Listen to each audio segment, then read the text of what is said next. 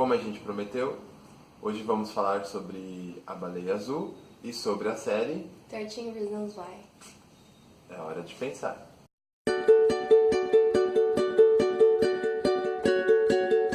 Fala galera, estamos aqui para mais um vídeo e hoje a gente vai cumprir o que prometemos, certo?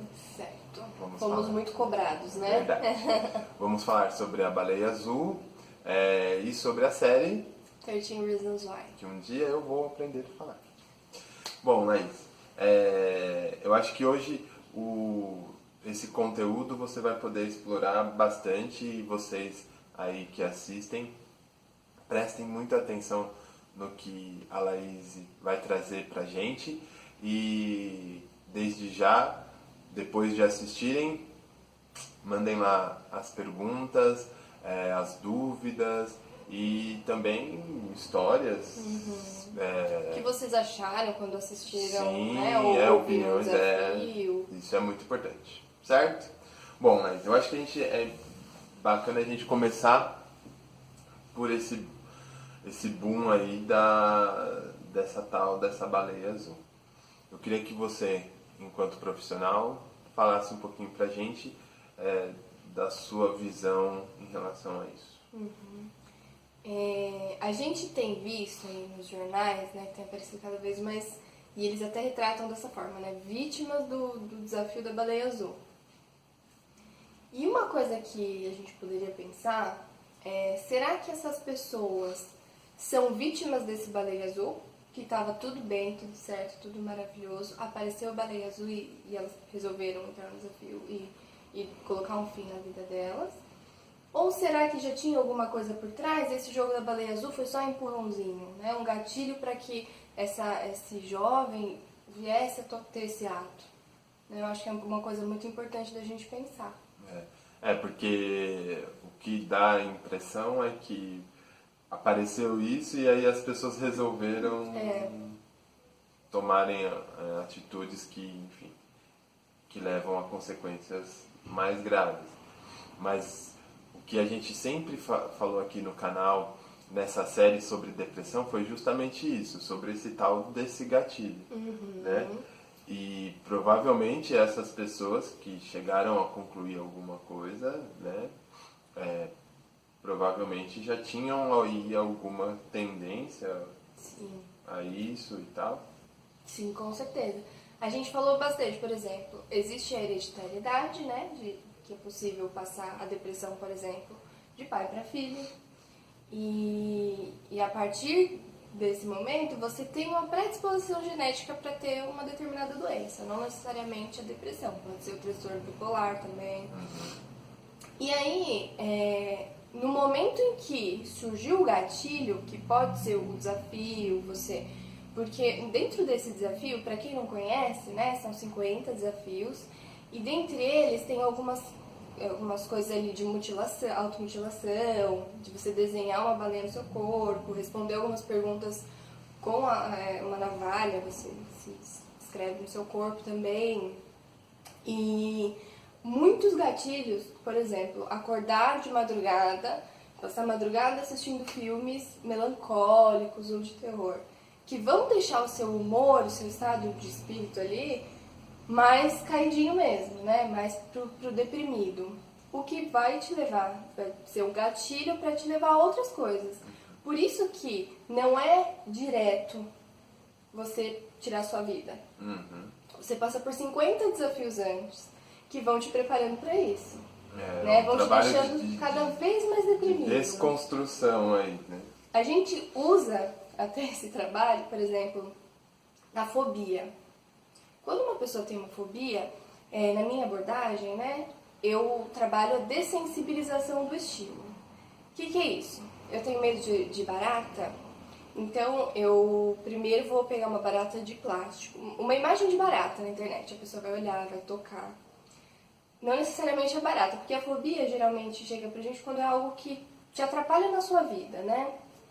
Então, seja o que for, né, esse medo, você vai tocar primeiro algo lá no computador, né, no celular, aí depois você vai ver um vídeo daquilo, Aí depois você vai até chegar o momento de você conseguir encarar aquela situação de uma forma mais tranquila.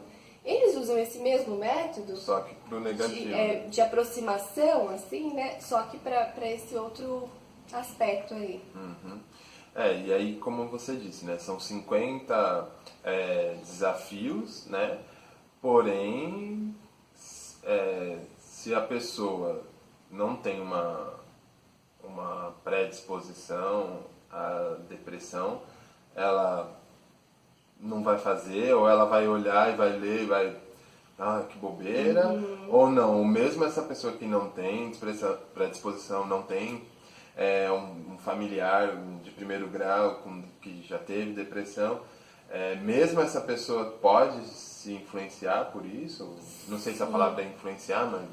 É que a gente precisa lembrar que esses transtornos todos é uma hereditariedade de 40%, né? É grande. Mas também tem aquela primeira pessoa da família que tem. Não é só genético, tem um monte de outras coisas que podem ser causa da depressão, como a gente já viu lá atrás. Então, ela pode já estar deprimida por algum outro motivo, pode ser orgânico, uma alteração endocrinológica, né, por exemplo, que aí você já está com o humor deprimido, não sabe, não foi fazer exame, não sabe que é por conta disso. Por exemplo, uma coisa que é super comum é o hipotireoidismo, que pode levar à depressão, porque deixa o seu corpo todo mais lentificado. E mexe com tudo, né? Com tudo. Então, não é só assim, se eu não tenho um parente de primeiro grau que teve algum transtorno, então eu tô livre disso. Não é bem assim, a gente precisa tomar cuidado com os sinais que o corpo dá e dos comportamentos que a gente tem também. Bom, eu acho que a pergunta que fica muito na nossa cabeça é por que você acha que esse desafio aí dessa baleia azul influencia tanto nos adolescentes?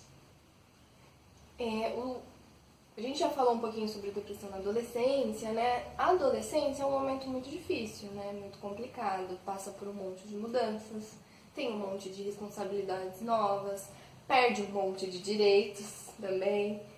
Então, é um momento complicado onde, como a gente já falou, né? É tudo ou nada. Ou é tudo maravilhoso ou é tudo a pior coisa do mundo, né? Uhum. E aí isso faz com que coisas que apareçam e que... E eles estão sempre muito antenados, né? Tudo que é novo, vamos descobrir, né? Tanto a série, né, quanto o desafio, é algo que é novo, que tá na TV o tempo inteiro, que o tempo inteiro o pessoal tá comentando, tá divulgando. Vira notícia e acaba aguçando a curiosidade, né? E aí, tá todo mundo fazendo, vou fazer também, vou ver como é que é. Que entra naquilo que a gente falou também da adolescência, né? De meio que Maria vai com as outras, né? Ser parte do grupo, fazer, né? De alguma forma eu preciso me identificar com esse grupo, ser igual de alguma forma. Bom, o que você acha que a escola, por exemplo, pode contribuir de forma positiva para tentar resolver esse problema? Porque acabou virando um problema, né? Muitas escolas acabaram tendo um caso ou outro relacionado à baleia azul, né? Então, assim, virou um problema, né? Que a gente passa, mas não passa totalmente, né? A gente acha que agora diminuiu a falação, então é porque já resolveu, e não né? Vale a pena a gente, principalmente as escolas e, claro, os pais, sempre investigarem, porque não para simplesmente assim de um dia para o outro, né? Exatamente. Mas enfim, o que você acha que a escola pode auxiliar nesse momento? Eu tenho trabalhado com algumas escolas, eu percebo que assim, se você fala sobre, tá errado. Se você não fala, também tá errado. É verdade, isso eu percebo muito também em algumas escolas. Na verdade, não é nem relacionado às escolas, às vezes até os próprios pais, né? Que acham que, vamos falar, vai incentivar. Exatamente. Aí quando não fala, poxa, nem fizeram nada. Tá negligenciando, exatamente, né? Exatamente. Então, as escolas têm ficado muito assim, o que eu faço? É verdade. Falo, não falo? A gente tem percebido que, no decorrer de toda a nossa vida, né, da história até, quando a gente não fala de um assunto, é muito pior, porque a gente deixa brechas, né? Então, de repente, uma pessoa que poderia ter alguma dúvida, que poderia ter percebido uma abertura para conversar sobre, não vai conversar porque ninguém falou sobre o assunto, então ela acha que ela está sozinha nisso, né? Quando elas percebem que não estão sozinhas no mundo, que tem outras pessoas que se sentem assim, que tem jeito, que não é que a única alternativa é tirar a vida, né? Tem uma outra opção. Então essas pessoas, elas se sentem mais à vontade para buscar ajuda, né? Então é muito importante o papel da escola, porque muda comportamento. Então, é como a gente falou, a pessoa não tá bem, 100% feliz, sem problemas, e aí do nada se mata. Aconteceram várias coisas para ela chegar a esse ponto, né? Então, é importante que a família e a escola estejam atentas a qualquer mudança de comportamento, né? Essa era a próxima pergunta, em relação aos pais. O que você acha que os pais devem trabalhar com seus filhos? Qual é a orientação que os pais devem ter? Eu li um texto que eu gostei muito, que foi divulgado até numa página de uma escola, e o autor é desconhecido. Ele fala, é um texto até grande, né, não me lembro exatamente, mas ele fala que a culpa é da baleia, a culpa não é da baleia azul. A baleia azul vai embora, vai vir o tigre branco, o pica-pau amarelo já tinha, né? Enfim, vão ter vários animais coloridos aí que vão aparecer. O importante é que os pais criem cores, né? Que os pais estejam presentes, que os pais observem, que os pais percebam e que estejam próximos, para que esse filho se sinta à vontade para falar para o pai sobre o que está sentindo, o que está pensando, para que não seja um tabu. Né? Eu acho que o grande problema da sociedade, do ser humano, são essas questões de tabu, né? Que distanciam as famílias, porque esse assunto eu não vou comentar em casa, porque vai que, né? Vai que, e aí acaba distanciando as crianças, principalmente os adolescentes que já estão numa fase de perdidos, né? Assim, internamente, não tem com quem contar e aí se perdem mais ainda e vão procurando essas outras opções, né? Inclusive no final do texto ele fala, né? Se você, pai, não abraçar o seu filho, tem um monte de animais coloridos aí que vão abraçar. Né? Se você não perceber, tem um monte de animais coloridos que vão perceber. É verdade. Eu acho que tanto para os pais quanto para a escola fica esse ponto mesmo de prestar atenção e pensar sempre que a informação é o melhor caminho sempre.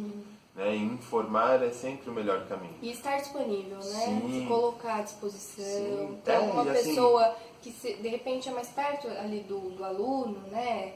Não sei se um coordenador, né? Uma figura que eles sempre tem na escola alguém que os alunos se sentem mais à vontade, né? e que até falam sobre a vida, né? De um modo geral. Então sempre tem numa escola alguém que tem essa função aí, né?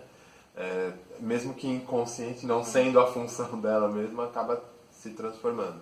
Porque o aluno se identifica, cria um vínculo e tal. Então tem várias possibilidades da escola informar sem ser aquela coisa mais tradicional, que eu acho que eu acho que o medo dos pais é isso, olha, é isso e tal, fica uma coisa muito engessadinha e aí a criança acaba falando, opa, despertando mais curiosidade. E não, tem milhões de possibilidades, né? Pode assistir um vídeo, não necessariamente, né, aquele vídeo explicativo, né? Mas uma coisa mais lúdica, pode fazer um teatro. Precisa ser interessante para eles, Sim. né? Se não for interessante para eles, não vai fazer. Podem formar grupos de teatro, cada um a fazer uma apresentação, falando sobre o mesmo tema, mas, enfim, vão ser várias apresentações. Tem possibilidades. Cada um tem sua forma de olhar para aquilo. Sim, tem várias possibilidades de passar essa informação de um jeito mais leve, né? E é desse jeito que eles vão conseguir absorver mais, né? Então fica a dica para as escolas, para os pais, como a Laís disse, observar e dentro de casa não ter tabu, né? Tentar quebrar essas barreiras, né? Para o contato ficar mais acessível, né? Entre pais e filhos. Eu chegar e falar, nossa pai, olha, aconteceu isso, tá num jogo agora, né? Onde as pessoas têm desafios e acabam se cortando, né? Ah, filho, vamos sentar, vamos conversar sobre isso. Não, pelo amor de Deus, não faça isso. E aí prejudica mais, né? Tem muita coisa, né, que é tabu para alguns pais. E quanto mais tabu for para você, pior vai ser para o seu filho. Então, falar sobre sexo, sobre drogas, sobre orientação sexual, sobre esses jogos aí que estão aparecendo, né? Tudo isso, quanto antes você conversar com seu filho de forma aberta, de forma clara, se colocando sempre à disposição dele, ele não vai se sentir intimidado quando ele tiver uma dúvida. Uhum. Sem a coisa do espanto, né? Uhum. Nossa, meu filho veio me perguntar sobre isso. Né? Que muitos pais têm isso, né? Nossa, meu filho veio me perguntar sobre sexo, ou meu filho veio me perguntar sobre tal coisa. Como um espanto. E não, né? Que bom que o meu filho veio me perguntar, né? Sinal de que ele se sentiu à vontade para isso. Que bom que ele veio perguntar para mim, não foi perguntar para uma outra pessoa que talvez não desse uma informação legal para ele. Né? Então, vai aí também a dica para os pais nesse sentido, né? Que é importante. Agora a gente vai falar um pouquinho sobre a série que um dia eu vou aprender a falar. 13 Reasons Why. Muito bem. Que também criou assim uma mega polêmica, criou não, está criando ainda, né? São muitas discussões, o que eu acho muito positivo, porque desperta nas pessoas também o parar para pensar né, em tudo que está acontecendo à sua volta, isso é importante também. Sendo uma série positiva ou negativa, que aí a gente vai falar sobre isso depois, o importante é que a partir dela se parou para pensar em várias coisas. Principalmente nesse mundo do adolescente, né? Nossa, você tava falando isso, queria coçar o nariz. E eu também, desde o começo. Eu também.